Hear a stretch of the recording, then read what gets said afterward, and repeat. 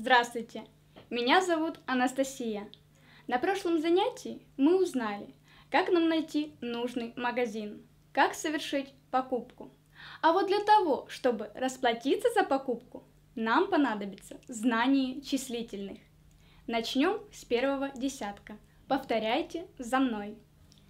1, 2, 3, 4, 5. Еще раз. 1, 2, 3, 4, 5.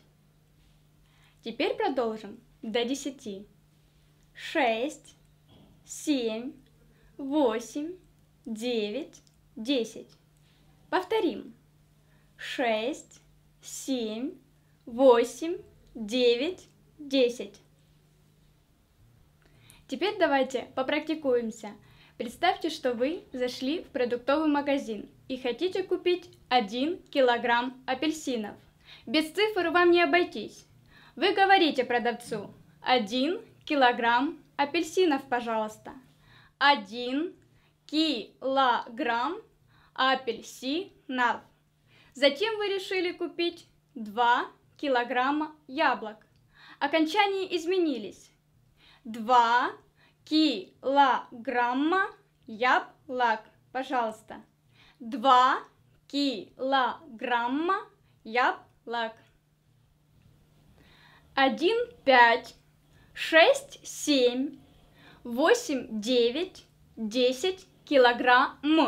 Но 2, 3, 4 килограмма. Запомнить легко. Если число имеет на окончании согласную букву, тогда мы не меняем слово. Если гласную, добавляем окончание «а». 5 килограмм. 3 грамма. Теперь давайте разберем числительные после первого десятка. Все просто. К тем цифрам, что мы уже знаем, добавляем окончание «нацать». Нацать. Порой будут небольшие изменения. Посмотрите. 1 плюс нацать. 11. 11. Но 2 12. 12.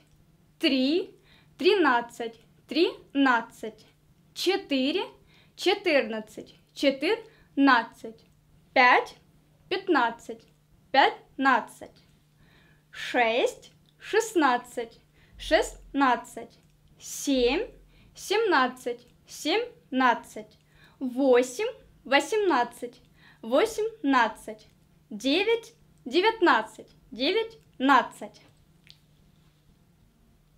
Произносите числительные как можно чаще, и вы без труда сможете найти, к примеру, автобус номер 17, или место номер 19, или дом номер 15.